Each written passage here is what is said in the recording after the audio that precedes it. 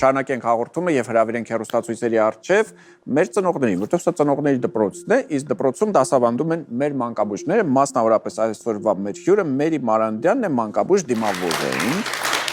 Ողջույն բժշկի։ Բարև։ Մենք այսօր խոսում ենք թոքաբորբի մասին։ Լուրջ թեմա է։ Ես կարծում եմ շատերն են, չէ՞, վախենում երեխայի մոտ հանգած թոքաբորբ։ Ես հիշում եմ մեր զրույցներից մեկի ժամանակ դուք ասում եք, որ աղիքային ինֆեկցիաներով բոլոր մարդիկ կյանքում վարակվել են։ Իսկ մանկական հասակում թոքաբորբ քանի տոկոսն է տարել։ Մանկական հասակում թոքաբորբը հաճախ հանդիպող ախտորոշում է, բայց ոչ այնքան հաճախ, որքան աղիքային վարակները։ Ինչ է իրենց ներկայացնում թոքաբորբը։ Մենք վերջապես դա ինչ է, վիրուսային հիվանդությունն է, դա բակտերիալ հիվանդություն է։ Թոքաբորբը թոքերի հյուսվածքի բորբոքային հիվանդություն է։ Պատճառները կարող են տարբեր լինել, ինչպես բակտերիաները, այնպես էլ վիրուսները, ինչպես նաև օտար մարմինները։ Դա այն փոքր խումբն է մանկաբուժության մեջ, որ հանդիպում ենք, դրան հետ ավելի շատ աշխատում են թոքային վիրաբույժները։ Հուսով եմ մեծերի մոտ նման բան չի լինում։ Եվ փառք Աստծո չի լինում, բայց բակտերիալ եւ վիրուսային տեսակի թոքաբորբերի հետ մանկաբույժները շատ են առնչվում եւ երեխաները իհարկե նույնպես։ Վիրուսային թոքաբորբերը ավելի հաճախ հանդիպում են այն սեզոններին, երբ որ վիրուսային համավարակներ են սկսվում, դա ձմեռ, գարուն հաճախականությունն է լինում։ Իսկ բակտերիալ տեսակի թոքաբորբերը կարելի է ասել, որ սեզոնայնություն չունեն, բայց հիմնականում լինում են վիրուսին հաջորդող, երբ որ նպաստավոր պայմաններ է ստեղծում թոքերում, որ զարգանա բակտերիալ տեսակի թոքաբորբեր։ Առաջին նշանները հիմնականում ջերմություն։ Այո, թոքաբորբը մեծ մասամբ ջերմություն։ Միանգամից սկսում է թոքաբորբով, թե կա ինչ-որ ինֆեկցիա, որը ժամանակի ընթացքում կգնա կդառնա թոքաբորբ։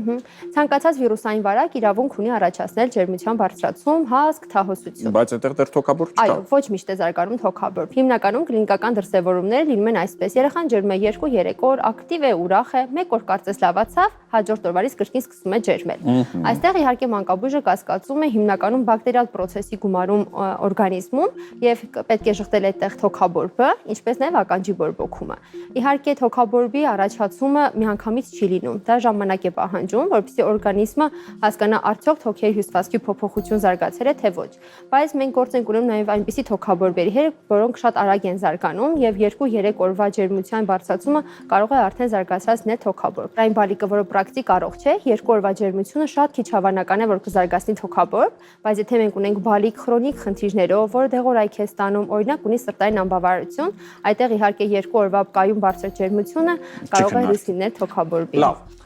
ջերմաչափին կարծում եմ բոլորը ծանոթ են, բոլորը գիտեն ինչ է ջերմաչափ, ինչպես է օգտագործվում, պուլս օքսիմետրը COVID-ից հետո երևի բոլորի բնակարաններում կա, մենք չափում ենք թթվածնով հագեցվածությունը արյան, արդյոք կիրառելի է նաև երեխաների համար։ Իմաստուն է ստուգել։ Ինչ խոսք COVID-ից հետո մանկաբույժների գործը մի քիչ հեշտացավ, որովհետև ծնողները սկսեցին տանը չափել երեխայի սատուրացիան եւ պուլսը։ Ցավոք երեխաների դեպքում այս մեծահասակների համար օգտագործվող պուլս օքսիմետրը ոչ միշտ են ճիշտ ֆիքսում թվերը, բայց եթե օրինակ ունենք 10-11 տարեկան երեխա, հնարավոր է չափել եւ ունենալ ցուցանիշներ տանը հսկողության համար։ Շատ կարեւոր է ճիշտ տեխնիկան չափելու, որպեսզի մայրիկը իմանա ու չվախենա ամեն ինչ։ Հիմա իմ պուլսը ցույց էր տալիս 162, ես կարծում եմ, որ հաստատ այդպես չի, ես շատ հանգիստ եմ, խնդիր չունեմ, բայց այնուամենայնիվ, այո։ Այո, պետք է նայել ցուցանիշներին, սատուրացիան, եթե օրինակ երեխայի մոտ 93-94 է տեսել ծնողը անհանգստացած է, որ դա ցածր է, պետք է տեսնել պուլսը ֆիքսել է սարքը թե ոչ։ Եթե օրինակ պուլսը այդտեղ տատանվում է, 60-65 է տեսնում ծնողը, բայց երեխան 3-4 տարեկան է, ապա սա ամենայն հավանականությամբ ճիշտ չի ֆիքսած։ Այսինքն պուլսի եւ սատուրացիայի թիվը միշտ պետք է իրար զուգահեռ նայել, եւ իհարկե սա կարող է կողմնորոշիչ լինել ծնողին, բայց մի քանի տոկոս դեպքերում ինքը կարող է նաև անհանգստացնող ցուցանիշ լինել։ Մենք ոչ միշտ է որ խորհուրդ ենք տալիս տանը հսկել սատուրացիան եւ պուլսը երեխայի, ավելի կարեւորություն ենք տալիս ուղեկցող նշաններին։ Ունի հեվոս, դժվարաշնչություն, ներքաշումներ, որ ավելի հեշտ է ծնողին գնահատել, քան սարքի միջոցով չափումներ անելը։ Ճիշտ է, որ սկզբնական օրերին